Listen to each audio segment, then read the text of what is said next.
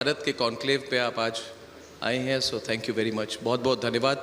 Big round of applause for Smriti Irani. इतनी popular है, इतनी वेल स्पोकन है, political sensation, social media sensation, और पार्लियामेंट में जो इनके स्पीचेस होते हैं दे गो वायरल। एंड मुझे सौभाग्य है मेरा कि पिछले 20 सालों से मैं इनके पॉलिटिकल करियर को ट्रैक कर रहा हूँ। एंड मैं हमेशा कहता हूँ she is a self made person. जिस तरह से इन्होंने 2000, अभी याद कर रहा था कि 2004 के चांदनी चौक के इलेक्शन से लेके 2023 तक इनकी पॉलिटिकल करियर एक तरह से मिसाल है भारतीयों के लिए and for all the women in the country. So big round of applause for Smriti Irani please. सीधा सवाल करूंगा, पॉलिटिकल करते हैं इस पूरे कार्यक्रम को। राष्ट्र सर्वोपरि सम्मेलन है और अगले साल आम चुनाव हैं। राष्ट्र की बात करते हैं स्मृति ईरानी जी। पहला सवाल जो मैं आउट ऑफ द वे करना चाहता हूं, क्या आपको लगता है राहुल गांधी वापस अमेठी लौटेंगे? मुझे लगता है आपने अपने प्रश्न के उत्तर को खुद ही दे दिया है, क्योंकि 2014 में या 19 में ये किसी ने सोचा भी नहीं था कि 2023 में ये सवाल पूछा जाएगा। ये मान के चले थे बहुत सारे पॉलिटिकल पंडित्स कि ये वो धरा है जहाँ से एक व्यक्ति विशेष या परिवार विशेष न सिर्फ लड़ेगा बल्कि जीतेगा भी। 23 में ये सवाल अपने आप में ही इस बात का संकेत है कि जो इतिहास भारतीय जनता पार्टी ने 19 में रचा उस सीट पर, उसके बाद आज इस सवाल का आना अपने आप में संकेत है कि कितना बड़ा बदलाव हुआ है। एक वक्त था जब हमारे देश में कहा जाता था कि उस सीट से तो गांधी ही लड़ेंगे, खानदान के लोग, और जीतेंगे भी। अब प्रश्न उल्टा हो गया है कि कौन आएगा लड़ने बीजेपी से अमेठी में। तो मुझे लगता है कि आपके सवाल और उसके जवाब में ही भाजपा की जीत इंगित है। नहीं, मगर स्मृति जी, ये बहुत बहुत महत्वपूर्ण सवाल है, क्योंकि पॉलिटिक्स में चैलेंजेस होते हैं। क्या आपको नहीं लगता कि एज अ चैलेंजर वो आ सकते हैं? पिछली बार आप चैलेंजर थी, you won. As a politician क्या वो एक बार फिर आएंगे? आपका असेसमेंट क्या है? जो स्वयं दूसरों के सहारा लेके, व्हाट इज योर असेसमेंट? जो स्वयं एक लोकसभा क्षेत्र में 2 पार्टियों का सहयोग लेकर लड़ता है, वो स्वयंभू क्या विजेता है, वो भी एक प्रश्न है। मैं तो अपनी पार्टी के सिंबल से एकमात्र लड़ी थी, वो 3 पार्टी के कैंडिडेट थे और तीनों पार्टी मिलकर भी उनके कैंडिडेचर को सुरक्षित नहीं रख पाए। तो प्रश्न ये उठता है कि आज जिस अलायंस की बात करते हैं राष्ट्रीय स्तर पर, उसका एक नमूना तो हमने 2019 में अमेठी में देख लिया था। तीनों मिलकर भी कांग्रेस के राष्ट्रीय अध्यक्ष को बीजेपी के एक साधारण कार्यकर्ता से बचा नहीं पाए। तो आज अगर आप 24 की घोषणा करवाना चाहते हैं, वो इतिहास तो हम रच चुके जो हमने 19 में रचा था। 24 में अगर पुनः कांग्रेस के राष्ट्रीय अध्यक्ष लड़ने आए तो आप कह सकते हैं कि क्या इतिहास अपने आप को दोहराएगा। अब 24 में जो आएंगे वो कांग्रेस के अध्यक्ष तो नहीं होंगे। क्या मल्लिकार्जुन खड़गे जी को इनवाइट कर रही है अमेठी में? मैं बीजेपी की एक साधारण कार्यकर्ता हूँ। खड़गे जी भी क्या स्वतंत्र हैं ये निर्णय लेने के लिए, ये आप सुनिश्चित कर सकते हैं मुझसे बेहतर।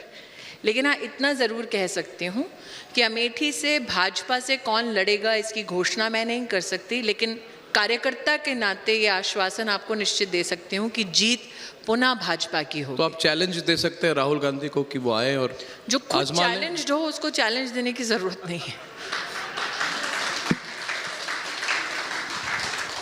स्मृति जी, 2024 के पहले राज्य के जो चुनाव है उसमें एक माहौल बिल्डिंग होता है, और दिल्ली में जैसे मैं हमेशा कहता हूँ, यहाँ बहुत लोग चाहते हैं कि कांग्रेस वापस आए, किसी तरह से आए, खिचड़ी सरकार बने। कौन चाह रहा है? लुटियन की जो मीडिया है, कई लोग हैं, कई इंटरेस्टेड पार्टीज हैं, कई लोग चाहते हैं कि एक तरह से एक ऐसी सरकार आए जो अलग हो जो प्रेजेंट सरकार से, उससे वो चाहते हैं कि अलग कैसे? अलग इन द सेंस जैसे कि रिमोट कंट्रोल द्वारा चलाई जाए। मैं आपको समझा देता हूँ। वो जैसे 1996 से जो सरकारें बनी थी, खिचड़ी सरकार, कोalition गवर्नमेंट्स, वो चाहते हैं वो आए क्योंकि कोalition गवर्नमेंट्स मैनेजेबल होते हैं। कई लोगों के लिए। तो मेरा सवाल आपसे ये है स्मृति जी, माहौल क्या है? क्योंकि राज्य चुनाव में सब लोग आजकल यही बात कर रहे हैं कि छत्तीसगढ़ तो बीजेपी के लिए मुश्किल है, मध्य प्रदेश 50-50 है, ये जनरल टॉक है, राजस्थान शायद बीजेपी के चांसेस हैं, लीडरशिप इश्यूज हैं, तेलंगाना आपके हाथ में नहीं है, और अगर ये राज्य चुनाव आपके खिलाफ हो जाए, अगर जो रिजल्ट है इज़ नॉट प्रो बीजेपी, तो जो माहौल बनेगा वो आपके खिलाफ बनेगा 2023 में, जिसका प्रभाव एक 2024 में होगा। तो इसका ज़रा आप विस्तृत तौर से आपकी इंटरनल असेसमेंट और एनालिसिस क्या है?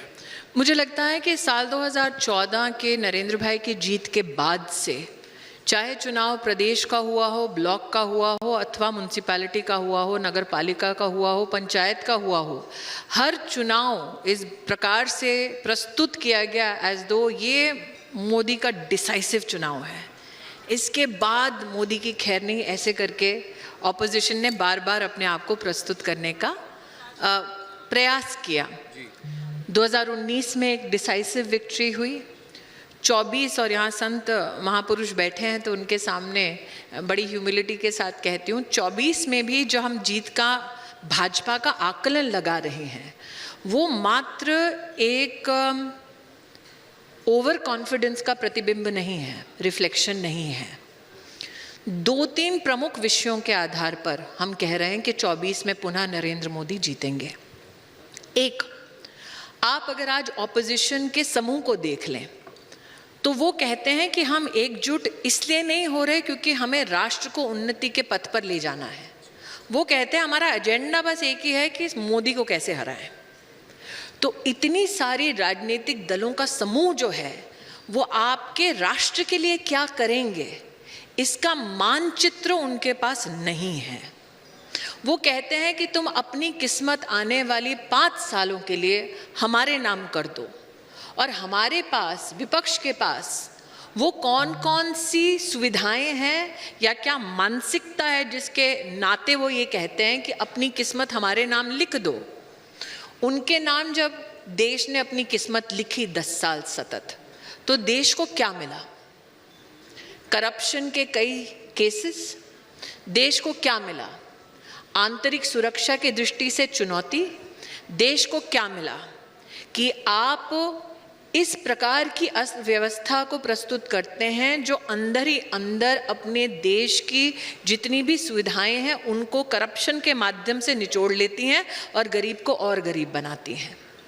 आज अगर नरेंद्र मोदी को अपनी रिपोर्ट कार्ड देनी हो 9 साल के काम की, तो हम कह सकते हैं धड़ल्ले से कि 11 करोड़ गरीब परिवारों को जीवन में पहली बार शौचालय बनाकर देना गांधी खानदान के लिए कोई विशेष बात नहीं होगी, लेकिन उन 11 करोड़ परिवारों के लिए हर दिन इज्जत के साथ शुरू करना एक बहुत बड़ी बात है।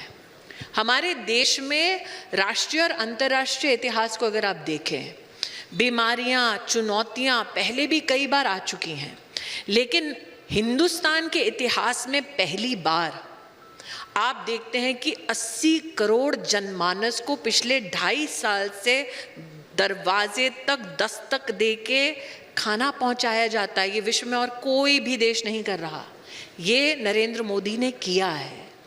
और आज जब हम कहते हैं कि हम 5वीं सबसे बड़ी अर्थव्यवस्था हैं, तब उतने ही धड़ल्ले से या उतनी ही मजबूती से कहते हैं, सिर्फ हम नहीं, अब IMF भी कहती है कि आप आने वाले 2-3 साल में तीसरी बड़ी अर्थव्यवस्था विश्व की बन जाएंगे।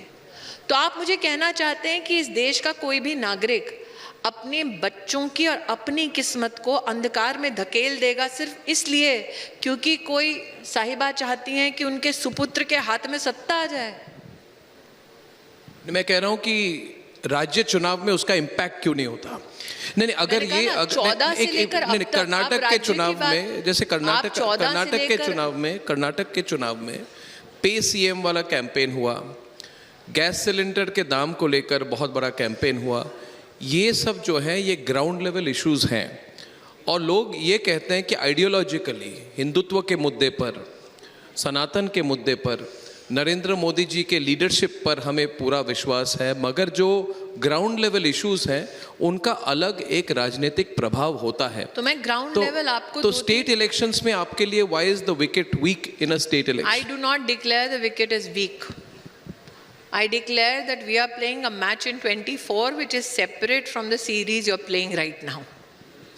2024 is The Lok Sabha election and its comparative to every other election as though it is a referendum of Narendra Modi is not new. It has been going on since 2014 is what I'm saying. But let's look at gas cylinder today, okay? In January 2014, when Manmohan Singh ji was the Prime Minister of our country and there was no challenge like COVID, the price of the gas cylinder was 1,241 rupees. Today, for 9 crore families under Ujjwala, the cost is 600 rupees after COVID. After feeding 80 crore people free ration for 2.5 years, after delivering vaccines free for 140 crore people, after having headwinds of the Ukraine-Russia standoff, after having global economic slowdown, today the IMF projects that the India growth story is projected to be at 6.3. But look at the other top 4 economies, it's less than 5%. But remember the time when COVID had struck. What was the attack of the Congress party on Prime Minister Modi? कि भाई हमारे पास तो अर्थशास्त्री था, तुम्हारे पास तो गुजरात के ग्रामीण अंचल में जन्मा व्यक्ति है, उसको इतनी समझ नहीं है। हिंदुस्तान के ग्रामीण अंचल के गरीब माँ के बेटे ने दिखा दिया कि आप ना सिर्फ 5वीं बड़ी इकोनॉमी बन सकते हैं, 3री बन सकते हैं और ऊपर की 4 इकोनॉमियों को IMF की प्रोजेक्शन से। कई लोग कहते हैं कि बीजेपी, अब IMF में तो आप इस बात का भरोसा कर सकते हैं कि वो मोदी में नहीं है।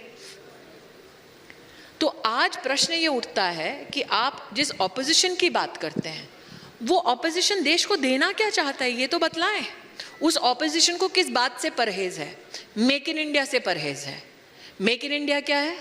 कि हमारे देश में इतनी काबिलियत है कि इतने बड़ी अर्थव्यवस्था में, इतनी बड़ी कंजम्पशन हमारी इकोनॉमी में, हम अपने देश में अपनी देश की दरकार को पूरा कर सकते हैं और विश्व के बाजार में भी अपनी देश की प्रतिभा के माध्यम से मैन्युफैक्चरिंग की नीड्स पूरा कर सकते हैं। कोई अपने देश की काबिलियत पे क्या प्रश्न चिन्ह लगाता है? राहुल गांधी ने लगाया। दूसरा, आपने सनातन की बात की।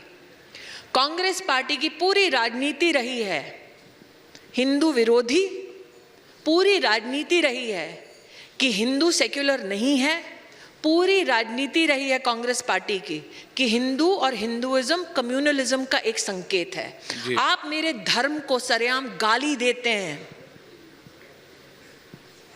और एक भी हिंदू ना शस्त्र उठाता है, ना भौं उठाता है, वार्ता करता है।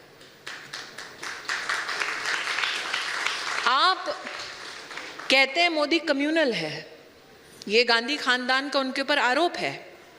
Modi had a decisive mandate in 14, in 19. He did not bulldoze the constitutional path to build the Ram Mandir.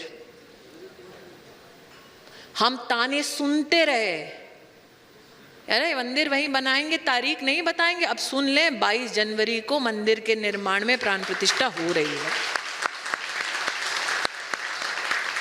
Modi ने कहा धारा 370 हटाओ, इन्होंने कहा खून की नदियां बह जाएंगी, पत्थर इधर से उधर हो जाएंगे। आज हिंदुस्तान गवाह है, ना एक टीपा बहा, ना एक पत्थर उठा। तो ऐसा नहीं है कि नरेंद्र मोदी को इन्होंने कम कटाक्ष किया हो, कम आक्रमण किया हो, लेकिन संविधान की मर्यादा में आज तक आपके देश के राष्ट्र सेवक ने, प्रधान सेवक ने वो सारी चुनौतियां जो हमारे देश के सम्मुख प्रस्तुत थी, उनका संविधान की मर्यादा में रहकर जवाब दिया, समाधान दिया। और हाल फिलहाल में जो महिला आरक्षण बिल है वो भी इस बात का सबसे बड़ा प्रमाण है। जब महिला आरक्षण बिल पास हुआ तब बिल्कुल सन्नाटा था दूसरे कैंप से, एक सोशल मीडिया की पोस्ट नहीं थी। मैं नाम लेकर कहूंगा, शबाना आजमी ने कुछ नहीं कहा, जावेद अख्तर जी बिल्कुल चुप थे, इनको एक तरह से बिल्कुल शॉक था कि ये हो क्या रहा है। जो अपने आप को विमेंस एक्टिविस्ट कहते हैं, अपर्णा सेन ने एक शब्द नहीं कहा। ये मुझे नहीं लग रहा था, अंदर ही अंदर से जल रहे थे कि ये काम नरेंद्र मोदी ने क्यों किया जो हम 25 साल से नहीं कर पाए। उस पर आपकी टिप्पणी क्या है? मैं एक्टिविज्म को कभी भी गलत शब्दों में नहीं आंकती। विरोध करना लोकतंत्र का केंद्र बिंदु है, लेकिन वो विरोध अगर व्यापार बन जाए तब मुझे उसका विरोध है। तो क्या कुछ लोगों ने विरोध का व्यापार बने, यानी कि आप मोहब्बत की दुकान की बात कर रहे हैं? नहीं, देखिए, जिन लोगों ने इस शब्दावली को गांधी खानदान के सामने प्रस्तुत किया, उन्होंने इस बात को कभी समझा नहीं कि प्रेम कभी भी पैसे में तोली नहीं जाती, या प्रेम को अपने राष्ट्र के प्रति, अपने समाज के प्रति आप राजनीति के तराजू में भी नहीं तोल सकते। जिनका पहले से ही राजनीतिक जेनेटिक्स कमर्शियलाइज करना था, उनके लिए मोहब्बत दुकान पे बिकती होगी, उनके लिए मोहब्बत व्यापार हो सकता है। लेकिन ये कैसी मोहब्बत है, आप मुझे बताइए। 84 का दंगा क्या मोहब्बत का प्रतीक था? कोल का घोटाला क्या मोहब्बत का प्रतीक था? जीजा जी जब जमीनें हड़प रहे थे किसानों की, वो मोहब्बत का प्रतीक है? तो मुझे ऐसा लगता है कि हाँ, आज आप अगर अपनी पॉलिटिकल लीडरशिप को इंस्टाग्रामेबल बनाना चाहते हैं, वो अलग बात है। यूट्यूब पर पॉपुलर करना चाहते हैं, वो अलग बात है। लेकिन अंततोगत्वा जनता की जो चुनौतियां हैं, उसका समाधान कैसे मिलेगा? आपने दामाश्री की बात की, मगर उन पर तो कोई एक्शन हुआ नहीं। 9 साल हो गए, 9 साल हो गए, और मुझे याद है संबित पात्रा की प्रेस कॉन्फ्रेंस 17 बार वो दामाश्री दामाश्री दामाश्री, और एक एक्सपेक्टेशन थी लोगों की कि जो मैं अपनी बात को 2 मिनट में, आधे मिनट में खत्म करूंगा। मैं बताऊं क्यों? नहीं, मैं अपनी बात रखूं। चित भी मेरी पट भी मेरी डिबेट क्यों है? अगर दामाद जी पहले दिन धर लिए जाते तो आप कहते बेचारे दामाद जी को धर लिया। अगर दामाद जी 2 दिन बाद धर लिए जाते तो कहते 2 दिन बाद क्यों धरा। अब 4 दिन बाद नहीं धरे गए तो बोला अब क्यों नहीं धरा। धर लेते तो कहते कि एजेंसी तुम्हारे हिसाब से चलती है इसलिए धर लिया। धरा नहीं तो कह रहे हैं कि एजेंसी तुम्हारे हिसाब से बाकी तो चलती है, दामाद जी के लिए क्यों नहीं चलती। तो या तो हम मान लें कि एजेंसी इंडिपेंडेंट है और इंडिपेंडेंटली जिस मुकाम तक पहुंचना चाहती है एम्पेरिकल एविडेंस के साथ, वो उस एविडेंस के साथ वहां पहुंचे। आप कह रहे हैं दामाश्री के खिलाफ एविडेंस नहीं है? मैं क्योंकि एजेंसी से नहीं हूं तो आप मुझे एजेंसी का प्रवक्ता नहीं बना सकते। लेकिन मैंने कहा ना, ये चित भी मेरी पट भी मेरी डिबेट है।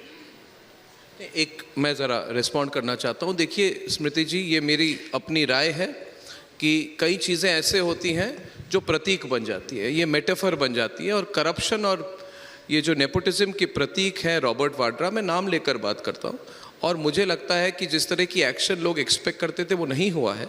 और मैं समझता हूँ कि इन चीज़ों के खिलाफ ठोस कदम होने चाहिए। और एक मेरी अपनी राय है कि लोगों की एक्सपेक्टेशन थी कि ऐसी चीज़ों को भूला नहीं जाएगा, तो हुआ नहीं है। और मैं अपनी राय आपके सामने रखूं। आपकी राय को प्रस्तुत करने के बाद जो जोरदार तालियां बजी जी, वही इस बात का संकेत है कि साल 2024 में दामाद जी की सासू माँ पर और साले साहब पर ये देश विश्वास नहीं करने वाला। ये संकेत है, ये संकेत है। थोड़ी खुलकर और थोड़ी एक मुद्दा मुझे हमेशा मुझे चिंता होती है इस बात को लेकर। देखिए स्मृति जी, जब मैं बनारस गया था उस समय वहाँ पे ये शाहीन बाग के जो राइट्स हो रहे थे, और राइट जैसी सिचुएशन हुई थी, उससे पहले जहांगीरपुरी से पहले मैं 3-4 दिनों के लिए व्यक्तिगत कारणों से मैं बनारस गया था। और मुझे विश्वास नहीं हुआ कि जब मैं एक घाट से दूसरे घाट तक जा रहा था स्मृति जी, तब मैंने देखा कि वहाँ पे जिस सड़क से मैं गुजरा और जहाँ पे हिंदू और मुसलमान एक साथ रहते थे, वहाँ पर दंगा जैसा सिचुएशन हो गया था, पत्थरबाजी हो रही थी, और मुझे विश्वास नहीं हुआ था। उस समय मुझे लगा था, और मैं खुलकर कहना चाहता हूँ कि लुटियन की बहुत मीडिया थी जो एक तरह से उकसा रही थी लोगों को, शाहीन बाग के नाम पर उकसा रही थी। वहाँ पे शाहीन बाग और जामिया और उसके बाद जो हुआ, और मुझे लग रहा है, जब मैं देख रहा हूं, आपने भी देखे होंगे वीडियोस कि फिलिस्तीन के नाम पर लोग हमास का समर्थन कर रहे हैं, और उसी जोर शोर से जब उस तरह से कहा था कि कागज नहीं दिखाएंगे और भारत से सारे मुसलमानों को निकाला जाएगा, कागज दिखाने को कहा जाएगा, झूठ बोले गए थे, मुस्लिम समाज को प्रोवोक करने की पूरी कोशिश हुई थी उस समय। और मेरा सवाल आपसे ये है कि आपको नहीं लगता कि हमारे सोसाइटी को पोलराइज करने की कोशिश हो रही है अब इस वक्त? और ये हमास के नाम पर जो ये शुरू हो गया है, वो तो आतंकवादी संगठन है, उस पर तो किसी को कोई डाउट नहीं है, आतंकवादी संगठन है। और खुलकर भारत के कई शहरों में इस आतंकवादी संगठन का समर्थन किया जा रहा है। ये क्यों अलाउ किया जा रहा है और ये 2024 से पहले क्यों हो रहा है? क्या इसके पीछे कोई राजनीतिक षड्यंत्र है? स्मृति जी, आपकी क्या सोच है इस पर? अगर आतंकवाद का कोई धर्म नहीं, तो आतंकी के समर्थक का भी धर्म नहीं होना चाहिए। सबसे पहले तो मेरा ये अपना पर्सनल व्यू है that if terrorism has no religion, how can the terrorist supporter have a religion? Because terrorism is nothing but weaponization of war strategies in the guise of non-state actors. I think कि जिन लोगों ने, और विशेषतः जो कांग्रेस की तरफ से बोल रहे हैं, वो किस हद तक अपनी राजनीति के लिए जा सकते हैं, ये उसका सबसे बड़ा प्रमाण है। क्या आप कभी अपेक्षा कर सकते थे कि चित्र उपलब्ध होंगे 40 बच्चों के सर कटे हुए हैं और ल्यूटियंस के कुछ लोग इस बात पर चर्चा कर रहे हैं कि नहीं, 40 के नहीं कटे थे, कुछ ही लोगों के कटे थे, बच्चों के? क्या आप समाज में इस बात के ऊपर ये मात्र चर्चा भी संभव है कि एक महिला को कैसे घसीटा जा रहा है, उसे कैसे रेप किया जा रहा है, अथवा एक महिला को निकाला जाता है और कहा जाता है कि इसको वापस रख दो, ये एक्सचेंज के लिए नहीं है, ये रेप के लिए है, ये अवेलेबल है, और इसके खिलाफ राजनीतिक स्वर ऑपोजिशन से नहीं उठता है। लेकिन क्या आपकी अब भी अपेक्षा है कि ऑपोजिशन टेरर और टेररिज्म के खिलाफ बोलेगी? ये वो लोग हैं, सुशील जी तो यहाँ बैठे हुए हैं, इन्होंने वो नज़ारा देखा है जब किसी ने एयरफोर्स के ऑफिसर्स को मार दिया और कांग्रेस पार्टी ने तब के प्रधानमंत्री से उनको हाथ मिलाने के लिए उनके कक्ष तक ले आए थे। तो क्या आप उनसे अपेक्षा कर रहे हैं कि वो लोग मानवता के समर्थन में बोलेंगे? तो मुझे लगता है कि आप अगर एक विषय को कहीं ना कहीं धूमिल दशा में प्रस्तुत करते हैं ताकि आप अपनी राजनीतिक रोटियां सेक सकें, तो कहीं ना कहीं आप इस बात से भी डिस्कनेक्टेड हैं कि लोगों के पास इंफॉर्मेशन के बाकी सोर्सेज और माध्यम नहीं है। डिसइंफॉर्मेशन भी बहुत होती है, निश्चित रूप से होती है, डिसइंफॉर्मेशन होती है। अभी आम चुनाव तक 7 से 8 महीने बाकी हैं और मुझे लगता है कि इतनी बड़ी चुनाव है अगली बार, और जितने पॉलिटिकल पार्टीज हैं वो जानते हैं कि अगले बार अगर नरेंद्र मोदी फिर प्रधानमंत्री बन जाए तो बहुत लोगों की वो खुद ही कहते हैं कि हम ये दुकान वो दुकान चलाते हैं, दुकानें बंद हो जाएंगी उनकी। तो एक तरह से डेस्परेशन भी बहुत है स्मृति जी, और जहाँ पे डेस्परेशन ज़्यादा है तब कोई किसी देश के बारे में नहीं सोचता। क्या आपको नहीं लगता कि जिस तरह से रिलीजियस पोलराइजेशन की गई और जिस तरह से 55 लोगों की जान गई हमारे इस दिल्ली में, वो रिपीट नहीं हो सकता है? प्रोवोक नहीं हो रहे हैं लोगों को एक तरह से हमास के नाम पर, या आप हिंदू हो मुस्लिम हो, प्रोवोक करके एक तरह से मुस्लिम वोट मोबिलाइजेशन के तरफ लोग काम कर रहे हैं, और इसको आप इग्नोर नहीं कर पाएंगे। इससे लॉ एंड ऑर्डर सिचुएशन बन सकता है। सिर्फ पीएफआई को बैन करना काफ़ी नहीं है स्मृति जी, मुझे लगता है कहीं ना कहीं इसको जड़ से, ये जो रेडिकल और फंडामेंटलिस्ट थिंकिंग है, इसको चैलेंज करने की जरूरत है।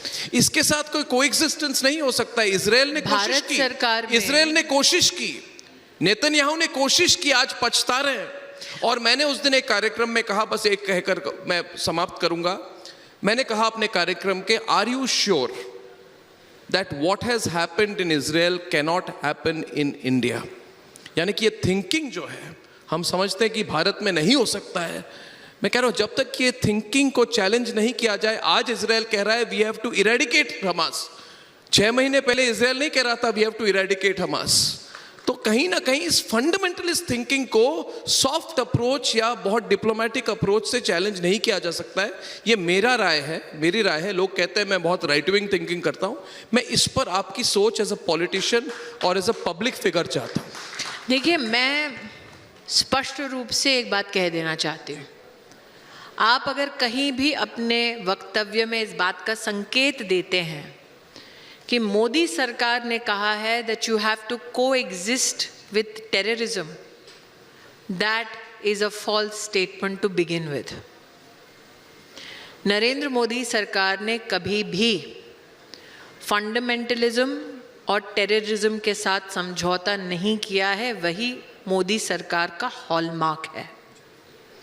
पर एट द सेम टाइम आपने मुझे मेरी पर्सनल राय मांगी।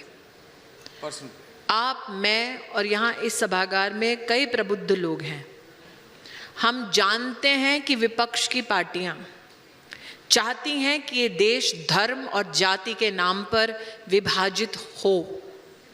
उनके मंसूबे कामयाब ना हो, इसके लिए हमें विशेष सतर्कता दिखानी पड़ेगी। वो चाहते हैं कि हिंदुस्तान हमेशा हाथ में एक आग्रह का कटोरा लेकर खड़ा रहे। उनको ये बात अब तक पचती नहीं है कि हिंदुस्तान और हिंदुस्तानी सर उठाकर न सिर्फ देश में बल्कि विश्व भर में आज उपलब्ध हैं और खड़े हैं। इसीलिए बहुत ही आसान है कि हम आक्रोशित हों, क्योंकि हमारे धर्म को, हमारी बिलीफ सिस्टम को अटैक हर बार किया जाता है, ताकि एक बार हम पलटे तो कहा जाए कि तुमने शुरू किया था। इसीलिए हमारी डबल जिम्मेदारी बनती है कि अब हमें ज़्यादा जिम्मेदारी से काम लेना है, क्योंकि वो चाहते हैं कि ये आग 24 से पहले लगे।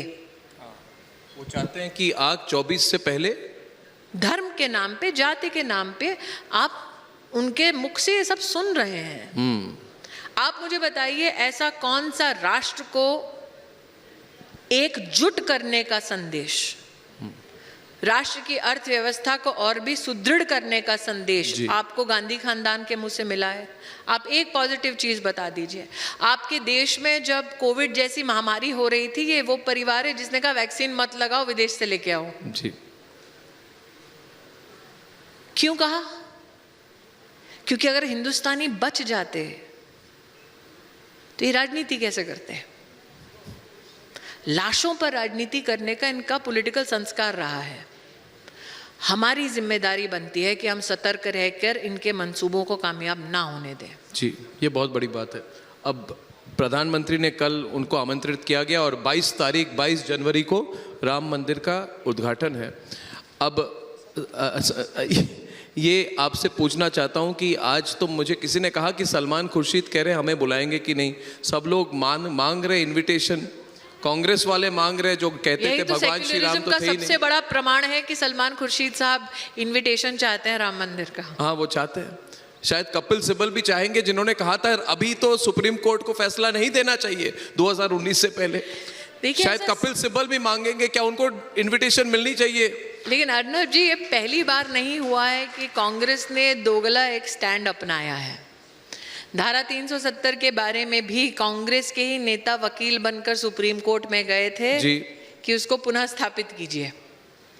राम मंदिर के संदर्भ में भी कांग्रेस के नेताओं ने सत्ता में रहकर बोला कि भगवान राम नाम के कोई भगवान थे ही नहीं, उनका कोई अस्तित्व नहीं था। बिल्कुल, एफिडेविट दी थी 2007 में। तो आज जिनको आजकल अलायंस का कोई एक स्वरूप देते हैं जिसमें कौन दुश्मन है कौन दोस्त है, हर दिन यही समझ नहीं आता है।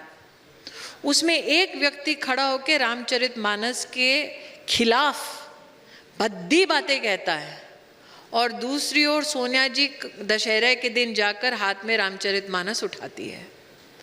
तो this alliance of hypocrites has much to answer for.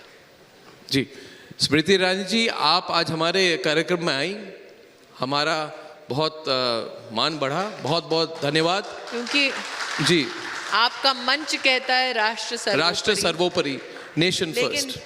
Arnab जी, ये भी चिंता का विषय है कि इस माहौल में ल्यूटियंस के आपको भी चिल्ला चिल्ला कर कहना पड़ता है कि कोई तो सुनो कि राष्ट्र सर्वोपरि है। और मैं मानता हूं, हमेशा अंग्रेजी में बात है, in this country you have to shout to be heard. अगर किसी चीज़ पर हम विश्वास करते हैं, पुष्पेंद्र जी आप मानेंगे, पहले मैं भी ना बहुत धीमी गति में बात करता था।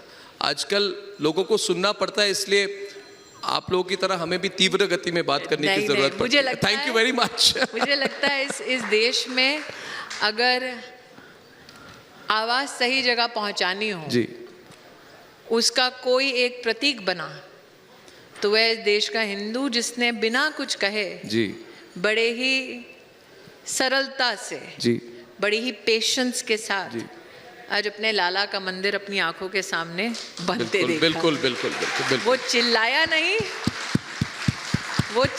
नहीं, वो अपने धर्म, अपनी आस्था पर प्रहार सहता रहा, बिल्कुल, और अब तारीख बताता रहा। बिल्कुल बिल्कुल बिल्कुल। बहुत बहुत धन्यवाद स्मृति जी, बहुत बहुत धन्यवाद।